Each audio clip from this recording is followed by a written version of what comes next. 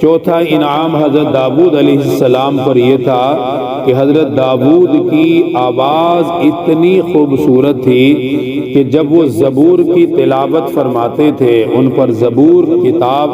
آسمانی کتابوں میں بڑی کتاب ہے زبور، 4 ہی بڑی کتابیں ہیں آسمانی، تورات، زبور، انجیل، دوسرے نمبر پر زبور ہے، پھر انجیل، پھر قرآن پاک سب سے اعلیٰ اور افضل ہے۔ تو اللہ تعالیٰ نے حضرت داؤد علیہ السلام پر زبور کتاب کو نازل فرمایا تھا۔ حضرت داؤد علیہ السلام بڑی کثرت سے زبور کی تلاوت فرماتے تھے، اور تلاوت کا انداز اتنا اعلیٰ تھا ان کا کہ انسان تو ان کی طرف متوجہ ہوتے تھے، ان کی آواز کی طرف۔ اللہ تعالیٰ نے ارشاد فرمایا کہ جب وہ تلاوت کرتے تھے تو پہاڑ بھی ان کے ساتھ اللہ کے ذکر میں مشغول ہو جاتے تھے،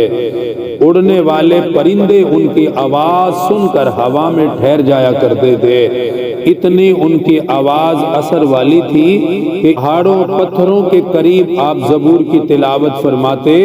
تو ان پتھروں کے اندر سے بھی اللہ کے ذکر کی آواز لوگ سن لیا کرتے تھے،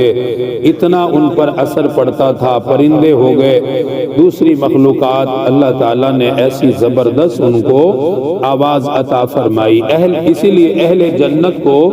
جہاں بہت سارے انعامات ملیں گے،